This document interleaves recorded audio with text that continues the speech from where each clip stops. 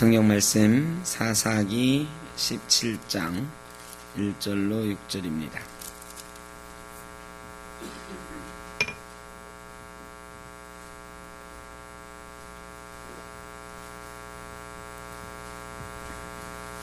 구약성경 391쪽 사사기 17장 1절에서 6절까지 한 절씩 교독하겠습니다. 에브라임 산지에 미가라 이름하는 사람이 있더니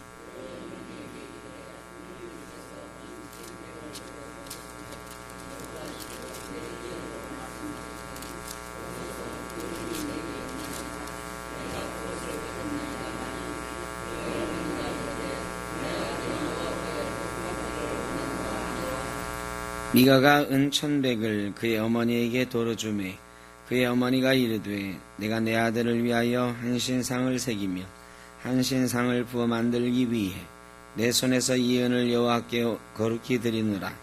그러므로 내가 이제 이 은을 내게 도로 주리라.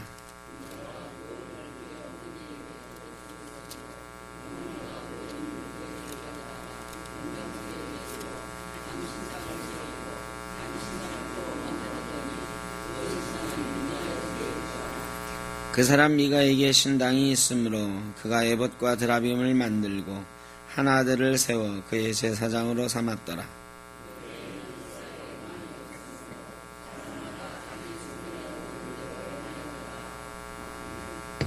아멘. 우리 앞뒤 차로 한번 인사하시죠. 반갑습니다. 더위 잘 이기십시오. 장마가 끝났다 좋아했더니 무더위가 찾아왔습니다. 이제 본격적으로 더워지는 날씨인데 아직 장마가 끝난 건 아니고요. 건강 유의하시기 바랍니다. 사사기는 삼손까지 사사 이야기는 다 끝납니다. 삼손이 마지막 사사는 아니고요. 마지막 사사는 이제 사사기 이후에 사무엘서가 나오거든요. 룻기가 중간에 있지만 룻기는 이 사사시대에 그냥 일어났던 딴 이야기이고 역사적으로는 사사기 이후에는 사무엘 시대로 넘어가는데 사무엘이 마지막 사사예요. 그리고 이제 삼손 이후로 사무엘까지 다른 사사가 등장하진 않아요. 다른 사사가 성경에는 없고 그러면 지금부터 한 5장 정도에 걸쳐서는 어떤 이야기가 있느냐?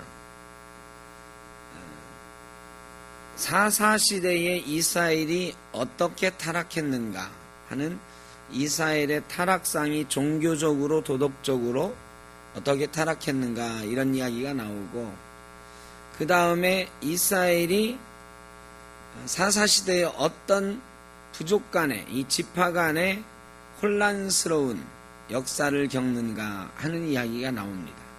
그러니까 사사시대의 굉장한 혼란함 이것을 다루고 이제 사무엘 시대로 넘어가요. 그리고 사무엘은 그런 역사적 배경 속에서 사사가 되었기 때문에 자연스럽게 이스라엘 사람들이 왕정을 요구하게 되고 왕정을 준비하는 마지막 사사가 사무엘이 되는 거죠. 이 사사시대는 여호수아 이후의 사사시대잖아요. 여호수아가 가나안을 정복한 이후에 하나님의 나라를 거기에 꿈을 꾸고 하나님이 만드신 시대예요. 그러니까 따로 왕을 두지 않고 어떤 부족장을 두지 않고 1인 지도체제를 하지 않고 그냥 지파별로 그 하나님 주신 기업에서 하나님의 뜻대로 한번 살아봐라 이렇게 만들어 놓으신 때가 사사시대. 그러니까 하나님의 뜻대로 살아봐라 했는데 계속해서 나오는 말은 왕이 없었으므로 자기 소견에 옳은 대로 행하였다 이런 이야기가 이제 나와요. 그러니까 하나님이 하나님의 나라를 신정국가 하나님이 다스리는 나라를 세워보려고 하셨는데 인간의 완악함은 인간 중심의 혼란스러운 나라를 만들어 버린 이야기가 바로 사사시대입니다. 이제 그 사사시대에 힘 있는 사사들이 나왔을 때는 조금 평화롭다가 또 죄악에 빠지고 이런 게 반복이 됐어요. 그러면 어느 정도까지 타락을 했는가?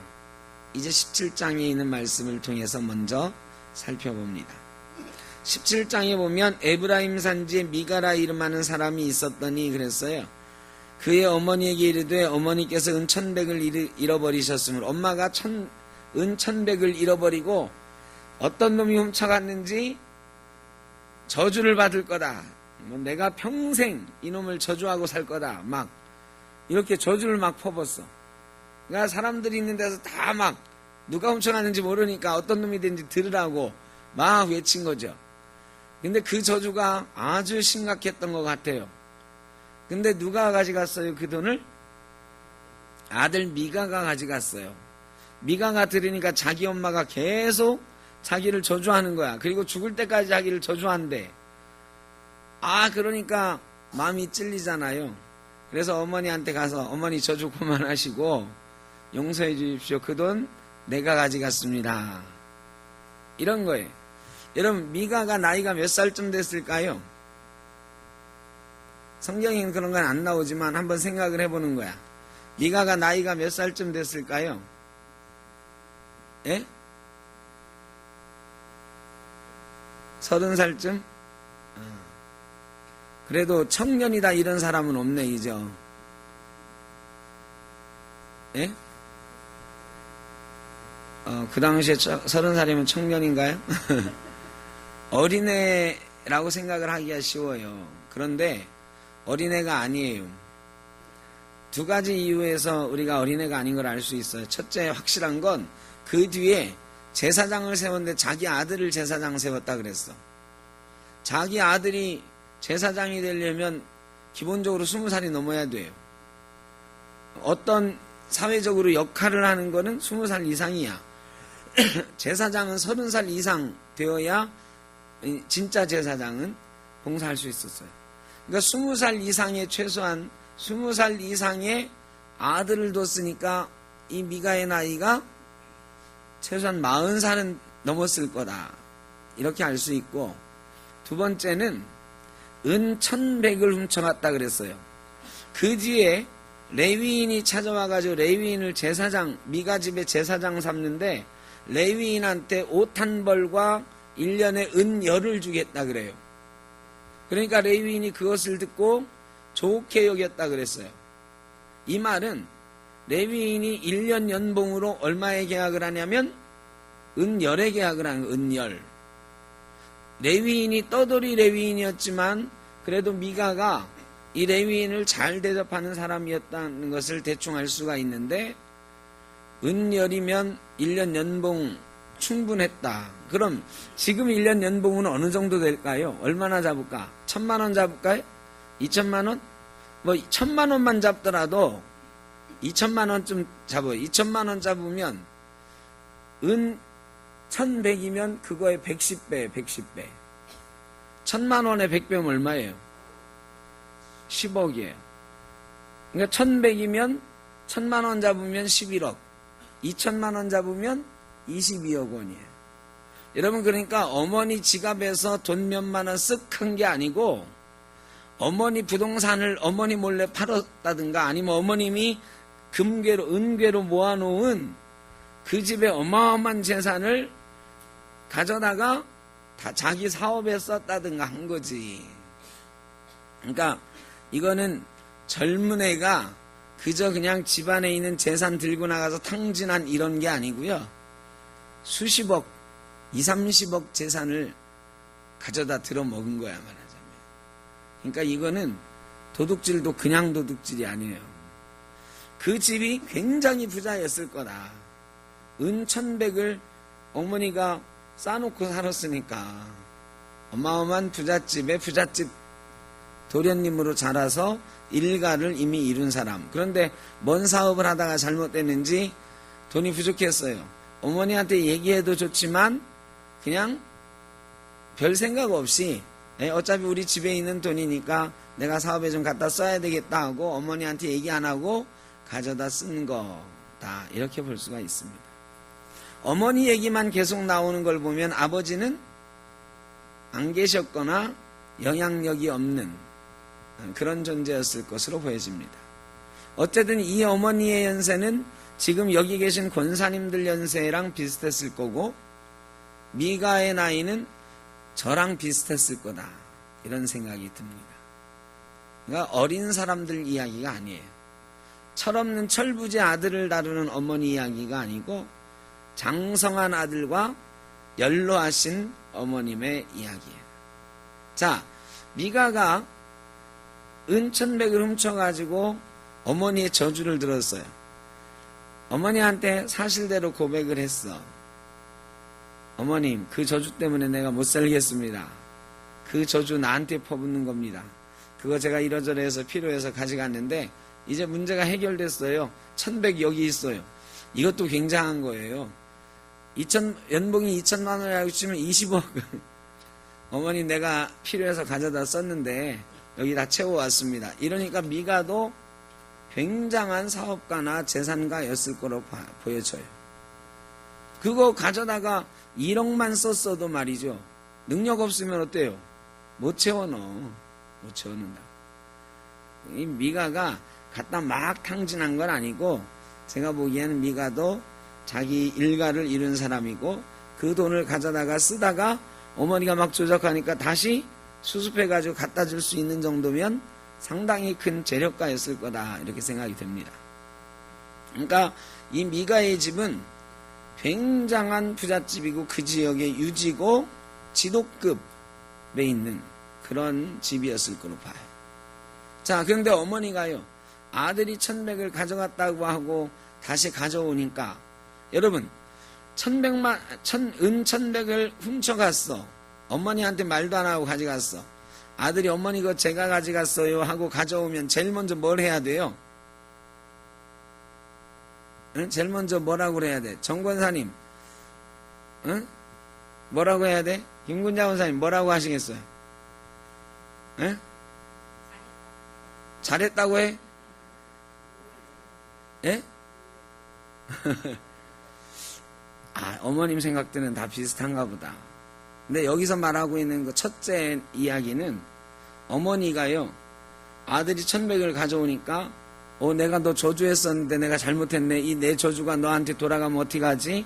어머니가요, 내 아들에게 복이 있으리로다 그랬어요. 아들 착하니까 은 1100개 훔쳐갔다 가져왔으니까 참 착하다. 내 아들 복 받을 거다 이랬다고. 여러분, 이게 잘못이야. 아들이 지금 십계명 시대란 말이죠. 십계명 시대에 도둑질하지 말라는 계명이 분명히 있어요. 도둑질하지 말라.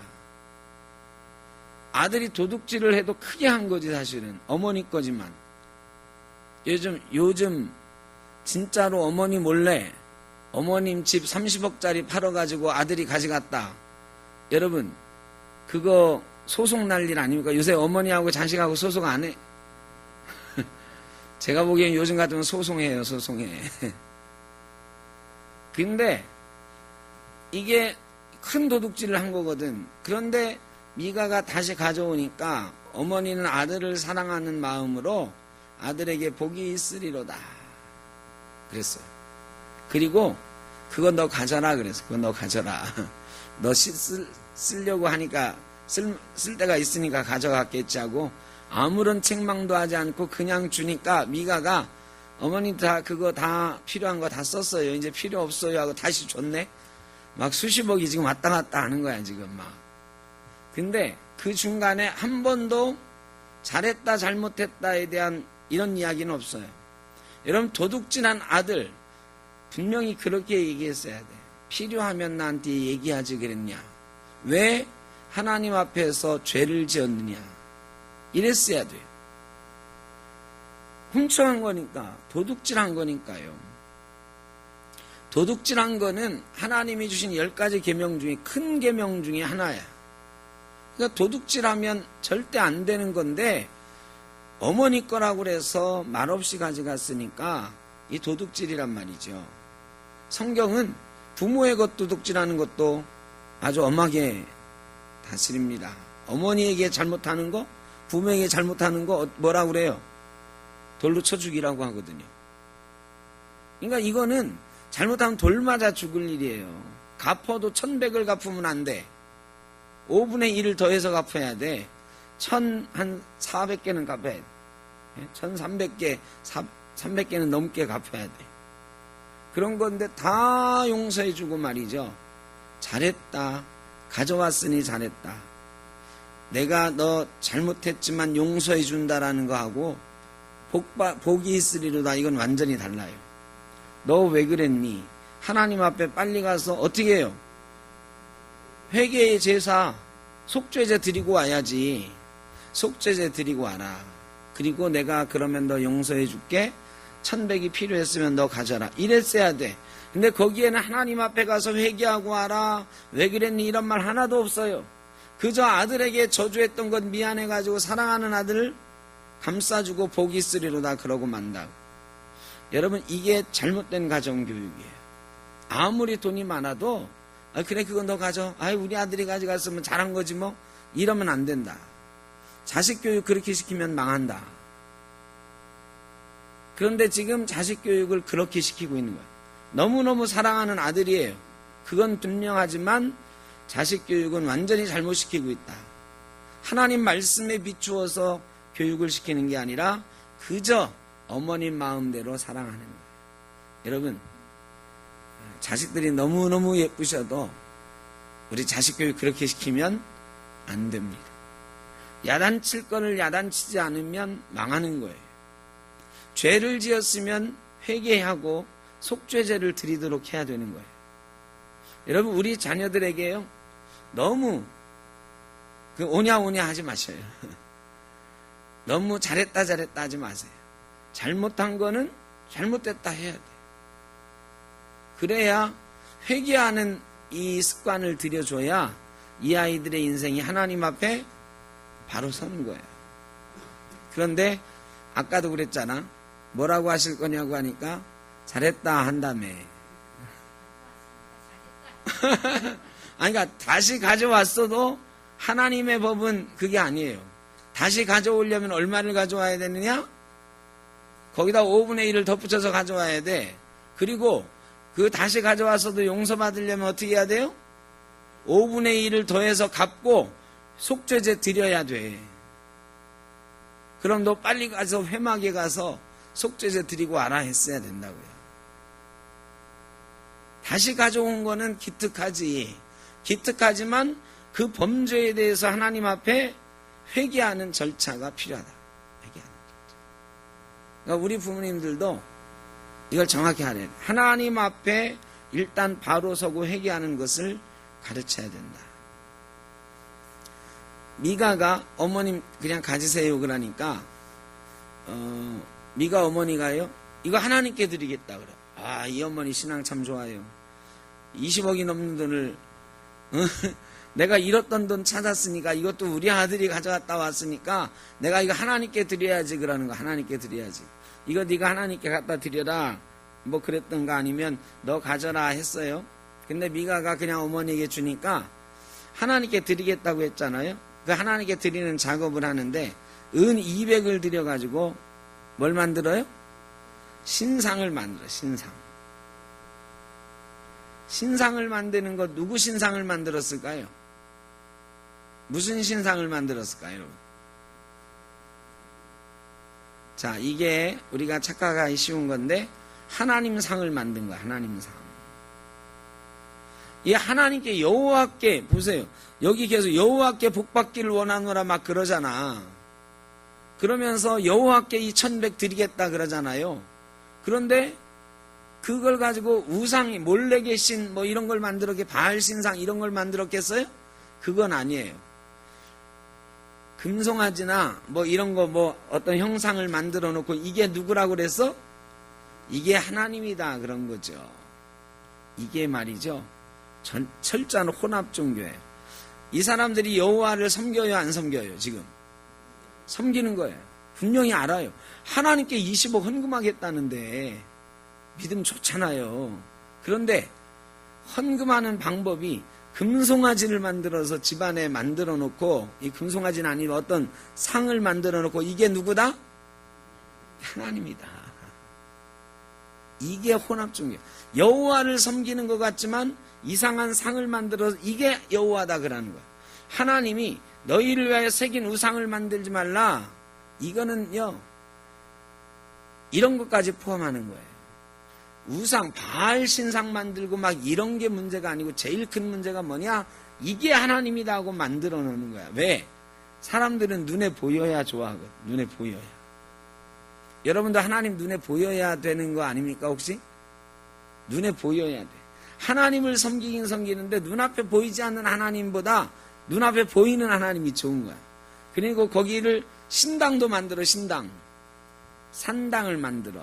부잣집들은 자기 집안에 산당을 만들고 가난한 사람은 동네 산당에 가서 절을 하는 거야. 하나님 섬겨요 안 섬겨요? 하나님 섬긴다니까? 섬기는데 그 신당에 하나님을 모셔놓고 그 하나님 신상 앞에 가서 절을 하는 게 하나님 섬기는 거라고 생각하는 거야. 하나님이 절대로 예배는 한 군데서 드려라 그랬거든. 그 한 군데가 어디냐? 회막이에요. 회막. 성막. 그건 실로에 있었어요. 그러니까 에브라임 산지에 있는 이 미가가 하나님을 섬기려면 실로까지 가가지고 정해진 법도에 따라 제사장의 절차에 따라서 제사를 했어야 되는데 자기 집 앞에 집 안에 신당을 만들어 놓고 거기서 제사를 지내는 거야. 그래 놓고 제사 지내려고 누구를 세워요? 제사장 세워. 누구를? 지 아들을. 이 사람은 에브라임 지파 사람이야. 에브라임 지파 사람은 제사장이 될 수가 없어요. 아론의 후손만 제사장이 되는 거야. 레위 지파만 되는 거예요. 그런데 자기 아들을 제사장 세운 거야. 네가 앞으로는 우리 집 제사장 해라. 여러분, 이게 참 하나님을 잘 섬기는 것 같지만 지 마음대로 섬기는 거. 거기에 그러고 나서 뭐라고 그래요? 그때에는 이스라엘에 왕이 없었으므로 사람마다 자기 소견에 옳은 대로 행하였다. 이 자기 소견에 옳은 대로 행하였다가 이게 하나님 말씀대로 행하지 않았다 이 소리예요. 지금 왕이 없었으므로 문제가 아니야. 하나님이 왕이시거든요. 지금 하나님은 하나님이 왕이신 국가를 세우려고 했는데 사람들은 왕이 없다라는 핑계로 자기 마음대로 하는 거야. 간섭할 사람이 없다 이거죠. 하나님이 보고 계시는데 하나님 보고 계신다 생각 안 했어요. 자기 마음대로 하는 거예요. 여러분, 우리의 신앙을 한번 체크해 봐야 됩니다. 우리의 신앙이 이런 혼합 종교적인 신앙 아닌가? 자, 신당을 만들어 놓고 거기다가 절을 하고 막 이런 이유는 뭘까요? 응? 이런 이유는 자 2절에 있는 거야. 2절에 그 은이 내게 있나이다. 내가 그것을 가졌나이다 하니 그의 어머니가 이르되 내 아들이 여호와께 복받기를 원하노라. 이거에 있어요. 여러분, 집에 신상을 만들어 놓고 신당 만들어 놓고 거기에다가 절하는 이유가 뭘까요? 복 달라고 비는 거야. 우리 옛날에 정한수 떠놓고 막 이 비는 것처럼 비는 거예요. 복 달라고 비는 거예요. 하나님 뜻대로 살겠다 하는 게 아니라 하나님을 만들어 놓고 이 하나님이 우리 집을 지켜줄 거다 하면서 그 앞에서 복을 비는 거예요. 하나님은 오로지 우리 가정을 지키는 존재야. 제사장은 우리 가정을 위해서 뭐 하는 존재? 복을 빌어주는 존재에 불과해. 제사장은 원래 그런 게 아니거든요. 제사장은 복을 빌기도 하지만 복 빌어주려고 제사장 세운 게 아니야. 하나님과 이스라엘 사이에 올바른 관계를 세우고 죄를 회개하게 하고 예배 드리게 하려고 세운 건데 지금 이 제사장은 그저 그 집안을 위하여 복을 비는 그런 존재에 불과하죠. 제사장이 아니에요. 그런데 이스라엘 사람들이 이 미가의 집처럼 미가만 그랬을까요, 여러분? 다 그랬다. 그래서요, 나중에 그 히스기야 왕이나 요시야 왕 때 종교 개혁하는 거 보면 종교 개혁의 첫 번째가 뭐냐? 신당을 허무는 거야. 산당을 허무는 거야. 그러니까 산에 세운 막 여호와의 신당. 이게 우상을 섬기는 신당도 있지만 하나님이라고 만들어 놓은 여기저기 하나님들이 많은 거야. 이게 혼합 종교예요. 이스라엘의 하나님은 그런 분 아니거든요. 그래 하나님은 신상을 만들지 말라고, 새긴 우상을 만들지 말라고 그랬어요. 왜? 하나님은 그런 보이는 하나님이 아니라 어디나 계시는 무소부재하신 하나님, 전능하신 하나님, 우리의 일거수일투족을 다 아시는 하나님. 그런데 이스라엘 백성들이 이 가나안 사람들이 하던, 애굽 사람이 하던 그런 방법대로 신을 섬기는 거예요. 그래놓고 하나님 섬긴다고 하는 거죠. 여러분, 우리도 하나님을 우리 마음속에 어떤 상으로 세워놓고 그 하나님 앞에 복을 비는 것, 이게 신앙이라고 생각하면 정말 무서운 일이다.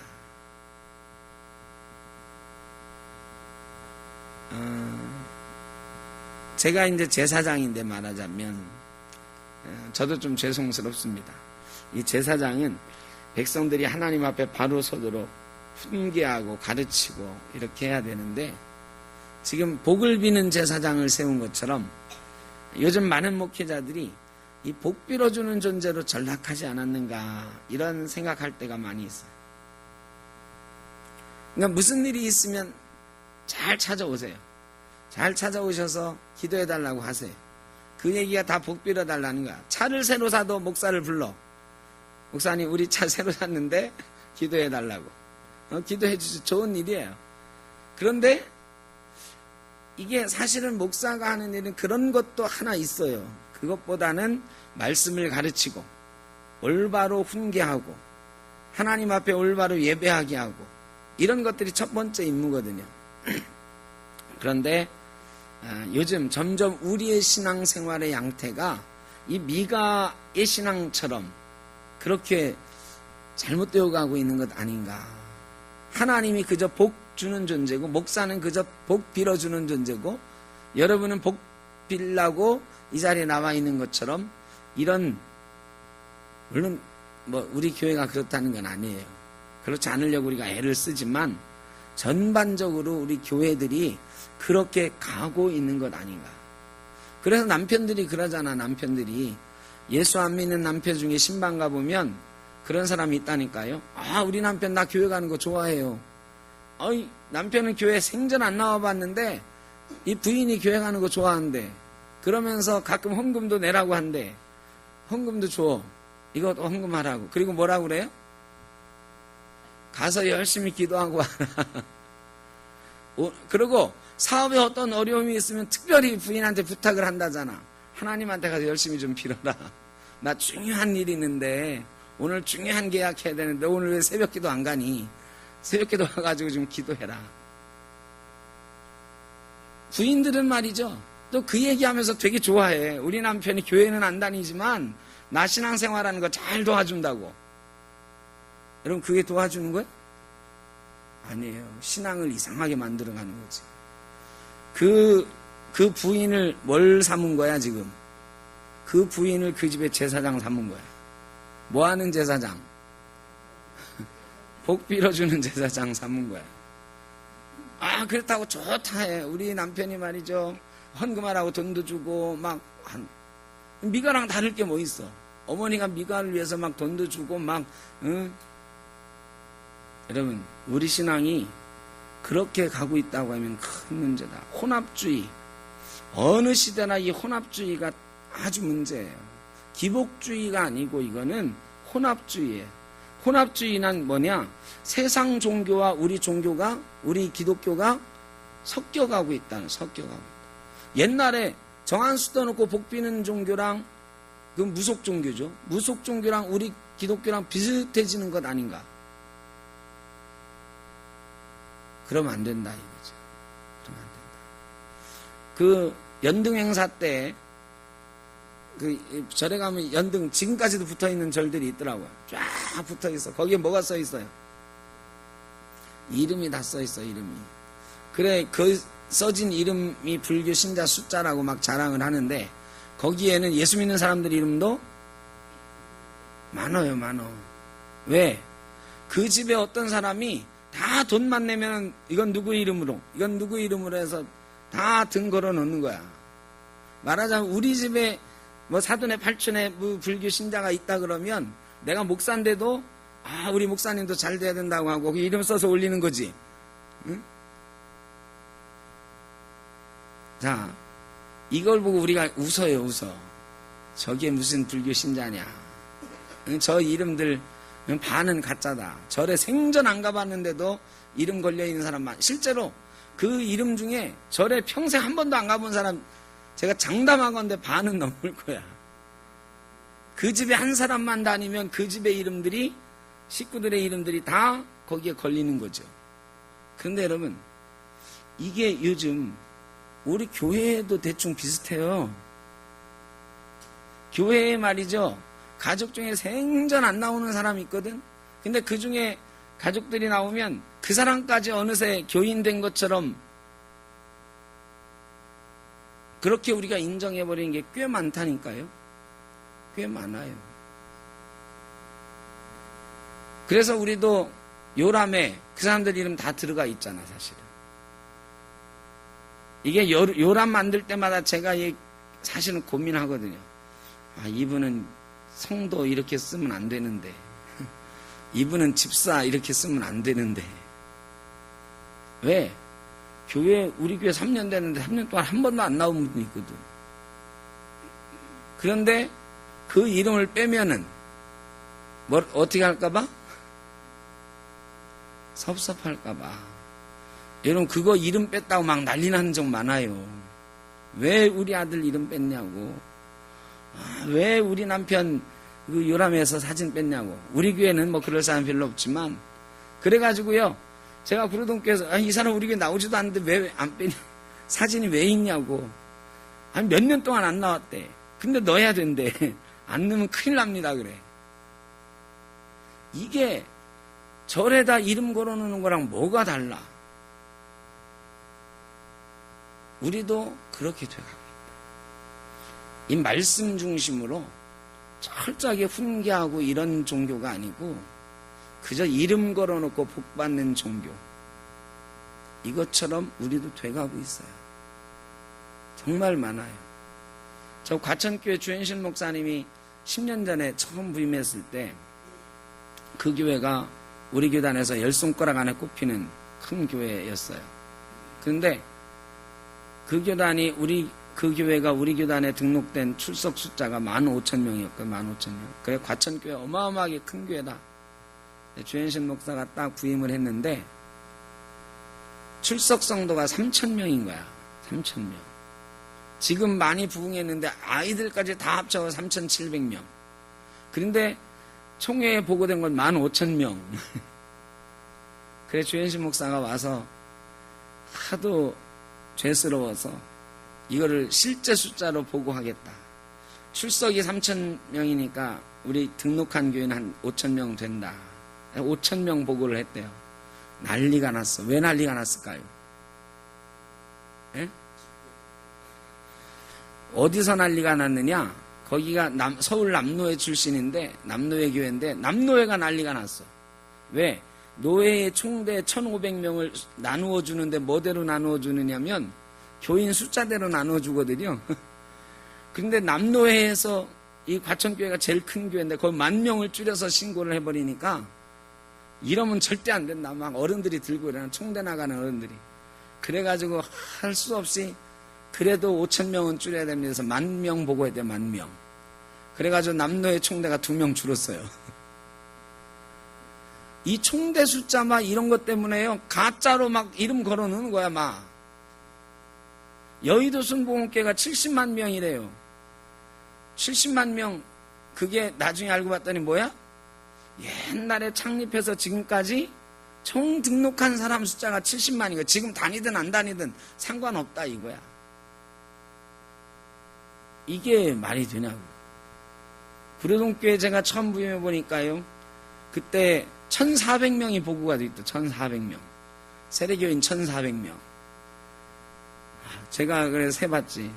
출석교인이 제가 처음 했을 때 370명이었는데 무슨 370명 출석에 아무리 더블로 잡는다고 해도 700명 교인인데 1400명 보고가 돼 있다. 저도 화가 나서 700명으로 보고를 줄였잖아. 이게 우리가 지금 말한 교회들만 그런 게 아니에요. 이 허수, 뭐 때문에 이 그냥 달고 있는 이름들, 총대 숫자든 교회 체면이든 뭐 이런 것 때문에 가짜로 달아놓은 이름들이 너무 많아. 그리고 요람에 자기 아들 이름 빠지면 큰일 나는 것처럼 하는 우리 어머님들, 그 덕분에 요람에 사진 박혀있는 10년째 교회 안 나와도 사진 박혀있는 아들들, 남편들 많아요. 이게 뭐냐, 그냥 이름 걸어놓고 복받는, 이름 걸어놔야 복받는 것처럼 생각이 돼요. 거기 이름 빠지면 그냥, 여러분 거기에 이름 걸려있다고 복받고 거기 이름 안 걸려있다고 복 못 받습니까? 아니야. 하나님 말씀대로 사느냐, 하나님께 예배하느냐, 이거야 되거든. 근데 그거 상관하지 않아요. 그거는 별로 안 중요하고요. 이름 빠졌느냐 안 빠졌느냐 목숨 걸어 막. 여러분, 우리 자녀들이 참되게 예배하고 있는가, 하나님 말씀 앞에 바로 서 있는가, 이게 정말로 중요해야 되는데 그거는 중요하지 않고 다른 것들이 중요한 이런 종교가 되어가고 있다. 미가가 자기 아들 제사장 세워놨는데 며칠 지나서요, 한 레위인이 베들레헴에서부터 떠돌다가 미가의 집에 왔어요. 왜 돌아다니냐 그랬더니 내가 베들레헴에 원래 사는 레위인인데, 베들레헴에 사는 레위인이면 유다 지파의 제사장 노릇을 해야 되는 거예요. 레위인 노릇을 해야 되는 거예요. 근데 그 사람이 왜 떠돌았을까요, 여러분? 왜 떠돌았을까? 왜 떠돌이가 됐을까요? 네, 자리가 없다, 이것도 맞고 더 정확하게는 먹고 살 수가 없으니까 떠돌아다니. 레위인이 떠돌이가 되었다는 얘기는 유다 지파에서 그 베들레헴 사람들이 그 사람을 위해서 뭐를 안 했다는 거예요? 11조 안 했다는 거지. 11조 안 했다는 거죠. 레위인들은 뭐 먹고 살아요? 11조 먹고 사는 거야. 근데 이 하나님을 제대로 섬겨야 11조를 하지. 그러니까 레위인들이 막 여기저기 떠돌아다니는 거야. 먹고 살 수가 없으니까요. 그러다가 미가의 집에 들어왔어. 그리고 자기가 떠돌아다니는 이유를 얘기하니까 미가가 야, 지금 우리 집에 제사장이 하나 있는데 우리 아들이다. 근데 우리 아들이 잘 몰라. 야, 너는 진짜 레위인이니까 너 우리 집 제사장 해라. 그러면 내가 뭐 줄게? 월급 줄게. 1년에 옷 한 벌하고 은 10개 줄게. 그러니까 레위인이 좋다고 그래, 좋다고 그래. 그리고 내가 니들 집 제사장 해줄게 그런다고. 이 레위인이 말이죠, 틀려먹은 거야. 나는 니들 집에서 월급 받고 제사장 하라고 내가 레위인 된 게 아니고 하나님의 말씀을 가르치고 이 지파가 하나님 뜻대로 살아가도록 이래야 되는데, 미가의 집에서 뭐를 갖다 놓고 지금 제사하는 것, 제사장이 되는 거예요? 신상 앞에서 제사하는 제사장 되겠다고 레위인이 계약서 쓰는 거야 지금. 먹고 사는 데 빠져가지고 자기의 직분을 팔아먹는 레위인이 나오는 거죠. 이 미가가 어떻게 보면 대단한 사람이야. 레위인을 갖다가 그 베들레헴 사람들도 먹여 살리지 않던 이 레위인을 자기 혼자 먹여 살리는 거야. 주의 종 대접을 잘하는 거죠, 말하자면. 목사님, 내가 목사님 생활 책임지겠습니다 하는 거죠. 그런데 대신 목사님, 우리 집을 위해서 매일 기도해 주십시오. 우리 집에 와서 매일 예배해 주십시오. 우리 집만을 위해서. 그러면은 목사가 말이죠, 자기한테 돈 주고 뭐 잘해주고, 이 사람 집만 매일 신방 가는 거야. 거기서만 매일 예배해 주는 거지. 여러분, 이걸 목사라고 할 수가 있어요? 이런 거를 우리는 사꾼이라, 사꾼. 지금 레위인도 사꾼이 됐어. 미가도 주의 종을 대접하는 것 같지만 그게 아니에요. 죄종을 대접하는 게 아니야. 자기 집에 우상을 섬겨줄 사람을, 그것도 이왕이면 폼나는 레위인으로 세우려고 하는 거죠. 근데 이 레위인이 나중에 그 18장에 이제 나오는데, 이 사람이 아주 명문가의 자제입니다. 한번 볼까요? 어디 나오나? 자, 30절에, 18장 30절에, 다음 주에 할 얘기지만 미리 하면, 단 자손이 자기들을 위하여 그 새긴 신상을 세웠고, 모세의 손자요 게르솜의 아들인 요나단과 그의 자손은 단지파의 제사장이 되어. 이게 누구냐? 미가의 집에 제사장을 뺏어간 거거든요. 뺏어간 제사장이 누구냐면 모세의 후손이에요. 모세의 후손. 모세의 후손이 지금 이렇게 타락한 레위인이 되어버립니다. 여러분, 이럴 수가 있어요? 여러분, 내가 그러니까 3대가 장로 집안이다, 3대가 목사 집안이다, 이거 자랑할 필요가 없어요. 내가 지금 하나님 앞에 바로 서 있는 레위인인가? 내가 지금 하나님 앞에 바로 예배하는 예배자인가? 이것이 제일 중요합니다. 저도 이제 제 아들이 나중에 목사 되면 3대가 목사인데 이거 자랑할 게 아무것도 없다. 마음은 좋지만 이게 올바른 목회자라는 걸 보장해 주진 않는다. 여러분이 몇 대가 예수 믿었다? 이게 여러분의 자녀들이 올바른 예배자라는 걸 보장해 주는 건 절대 아니다. 내가 지금 하나님 앞에 바로 서 있는가? 이스라엘 사람들 사사시대에 이렇게 신앙적으로 타락했습니다. 더 타락한 모습이 다음 주에 이어서 미가의 이 제사장과 이 신상과 그들이 만든 에봇과 드라빔은 어떻게 되었을까? 다음 주에 이어서 말씀드리도록 하겠습니다. 저와 여러분은 하나님 앞에 아름답게 예배하는 참 예배 드리는 예배자가 되기를 주의 이름으로 축원합니다. 기도하겠습니다. 아버지 하나님, 저희를 제사장 삼아주시고 하나님의 백성 삼아주신 것 감사합니다. 저희를 한번 돌아봅니다. 하나님 앞에 저희가 바로 서 있는지, 바로 예배하고 있는지, 혹시 미가처럼 하나님께 헌금도 잘하고 하나님 앞에 하나님을 사랑한다고 고백하고 있지만 잘못된 모습으로 우상을 섬기듯 그렇게 하나님을 섬기고 있는 것은 아닌지 돌아보게 하여 주옵소서. 우리 가정이 하나님 앞에 바로 서 있는지, 혹시 이름만 줄줄이 걸려 있는 것은 아닌지 잘 돌아보게 하여 주시고, 천국 생명책에 이름이 기록된 우리 가정과 가문 되어질 수 있도록 하나님 잘 섬기는 가정 집안이 될 수 있도록 복내려 주옵소서. 주의 말씀 속에 가르침을 받고 말씀 안에 하나가 되어가는 우리 샘터교회, 하나님 앞에 바른 교회 되게 하여 주옵소서. 우리 성도들 흩어져 있을 때에 각 처소에서 아름다운 모습으로 살게 하시고 더위와 장마 속에서 건강하게 하시며 영적으로 늘 충만한 삶을 살아갈 수 있도록 복내려 주옵소서. 이제는 우리 주 예수 그리스도의 크신 은혜와 아버지 하나님의 무한하신 사랑하심과 성령의 인도하시는 역사가 참 예배자로 하나님 앞에 바로 서기를 소원하는 모든 죄 사랑하는 자녀들 머리 위에, 가정과 자녀손들 위에 영원토록 함께 하시기를 간절히 축원하옵나이다. 아멘.